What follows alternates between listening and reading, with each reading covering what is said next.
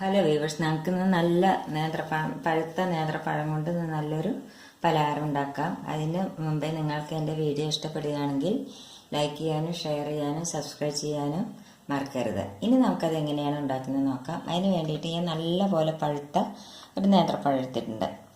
പിന്നെ അതിലേക്ക് വേണ്ടത് നമ്മുടെ മധുരത്തിനനുസരിച്ച് പഞ്ചസാര എടുക്കണം. ഞാൻ ഒരു 4 സ്പൂൺ പഞ്ചസാര എടുത്തിട്ടുണ്ട്. പിന്നെ ഒരു 1.5 ടേബിൾ സ്പൂൺ അരിപ്പൊടി എടുത്തിട്ടുണ്ട്. പിന്നെ കുറച്ച് നാളികേരക്കൊത്ത് ഇതേമാതിരി ചെറുതാക്കി നുറുക്കി എടുത്തിട്ടുണ്ട്. പിന്നെ 2 ഏലക്കായ എടുത്തിട്ടുണ്ട്. പിന്നെ ഒരു നുള്ളു ഉപ്പ് എടുത്തിട്ടുണ്ട്. പിന്നെ ഒരു 3 സ്പൂൺ നാളികേരം ചിരകിയത് എടുത്തിട്ടുണ്ട്.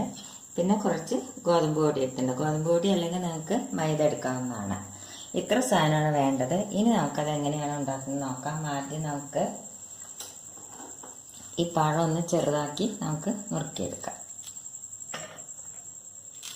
നല്ല പഴുത്ത പഴമാണെങ്കിലാണ് ഇത് നല്ല ടേസ്റ്റ് ഉണ്ടാവുക. പഴുത്ത പഴം നല്ല മധുരം ഉണ്ടാവില്ല. പഴം നമ്മളിപ്പോൾ ഇതേമാതിരി നമ്മൾ ചെറുതാക്കി നുറുക്കിയെടുത്തിട്ടുണ്ട്. ഇനി ഈ പഴം നമുക്ക് നല്ലപോലെ ഒന്ന് ഉടച്ചെടുക്കാം. കൈ കൊണ്ട് ഇത് നല്ലപോലെ ഒന്ന് ഉടച്ചെടുക്കാം. ഇപ്പോൾ പഴം ഞാൻ നല്ലപോലെ കൈ കൊണ്ട് ഉടച്ചെടുത്തു. ഇനിയിപ്പോൾ ഉടയാതെ വല്ല കഷ്ണം കിടക്കുന്നുണ്ടെങ്കിൽ ഇതേമാതിരി ഒരു കയ്യിലെടുത്തിട്ട് നല്ലപോലെ ഒന്നും കൂടി ഒന്ന് ഉടച്ചു വെക്കാം. ഇനി എന്താ നമ്മൾ ചെയ്യേണ്ടതെന്ന് വെച്ചാൽ ഇതിലേക്ക് നമുക്ക് ഈ പഞ്ചസാര ഇട്ട് കൊടുക്കുക. പഞ്ചസാര നമ്മുടെ മധുരത്തിനനുസരിച്ച് ഇട്ട് കൊടുക്കണം. പഴത്തിൻ്റെ മധുരം അനുസരിച്ച് നമ്മൾ പഞ്ചസാര ഇട്ട് കൊടുക്കണം.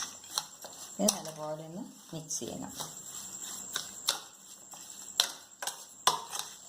എന്നിട്ട് ഇതിലേക്ക് നമുക്ക് ഈ നാളികേരം ഇട്ട് കൊടുക്കാം.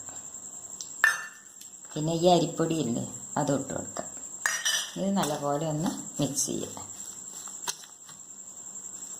ഈ നാളികേരക്കൊത്തും ഉപ്പും ഒരു നുള്ളു ഉപ്പ് മതി. പിന്നെ ഏലക്കായ പൊടിച്ചതും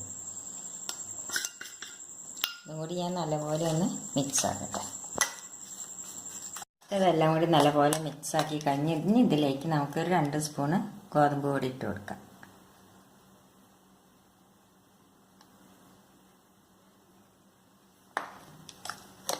നമുക്കിത് കൂട്ടൊന്ന് നോക്കാം.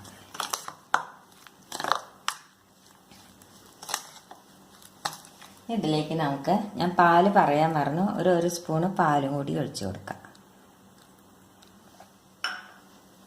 ഇത് നല്ലപോലെ ഒന്ന് മിക്സ് ചെയ്യട്ടെ. ഇപ്പം നമ്മുടെ ബാറ്റർ റെഡിയായി. ഇത് കണ്ടില്ലേ, ഇതേമാതിരി കട്ടിയിൽ വേണം. ഉണ്ടോ? ഇതേമാതിരി. ഇനി എന്താ നമ്മൾ ചെയ്യേണ്ടതെന്ന് വെച്ചാൽ ഒരു ചീനച്ചട്ടി അടുപ്പത്തേക്ക്, അതിലേക്ക് നമുക്ക് ഓയിൽ ഒഴിച്ചു കൊടുക്കാം.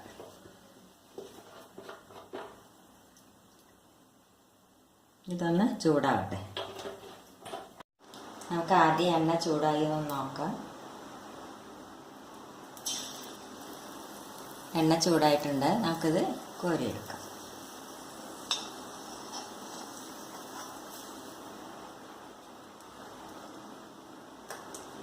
ഇനി നമ്മൾ എന്താ ചെയ്യേണ്ടതെന്ന് വെച്ചാൽ ഈ സ്പൂണിന് അല്ലെങ്കിൽ കൈ കൊണ്ട് നമ്മൾ ഓരോ സ്പൂൺ എടുത്തിട്ട് നമുക്കതിലേക്ക് ഇട്ട് കൊടുക്കാം. ഇതിൽ നിങ്ങൾക്ക് അണ്ടിപ്പരിപ്പ് വേണമെങ്കിൽ അണ്ടിപ്പരിപ്പ് ചേർക്കാം, ഒക്കെ ചേർക്കാവുന്നതാണ്. ഇത് നമ്മളിത് കൈ കൊണ്ട് എടുത്തിട്ടാലും മതി. ഇത് ഇടുമ്പോൾ നല്ല ഹൈ ഫ്ലെയിമിൽ വേണം. പിന്നെ നമ്മൾ ലോ ഫ്ലെയിമിലാക്കിയിട്ട് വയ്ക്കണം.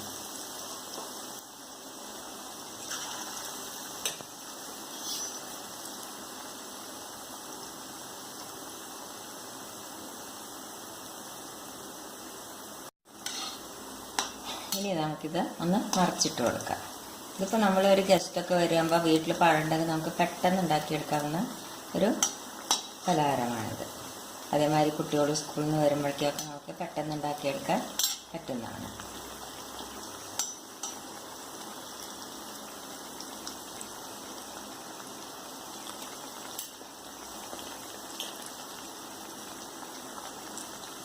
ഇതിൽ നമ്മൾ നാളികേരമൊക്കെ കൂട്ടുന്നുണ്ട്. പക്ഷേ ഗോതമ്പ് പൊടിയെല്ലാം കൂട്ടുന്നതുകൊണ്ട് കുറച്ച് പഴംപൊരിയുടെ ഒരു ടേസ്റ്റ് നമുക്ക് ഉണ്ടാവും. പക്ഷേ ഇതിൽ നമ്മൾ നാളികേരമൊക്കെ അതിന് കൂട്ടുന്നുണ്ട്.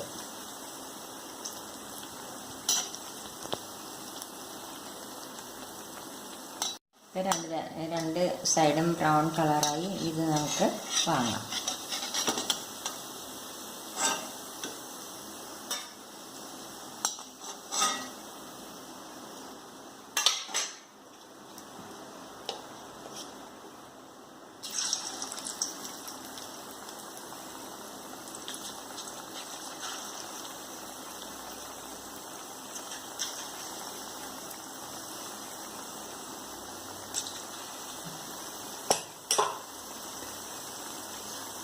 ഇനിയും വേണ്ടി നമുക്ക് ബാക്കിയുള്ളത് ഉണ്ടാക്കിയെടുക്കാം.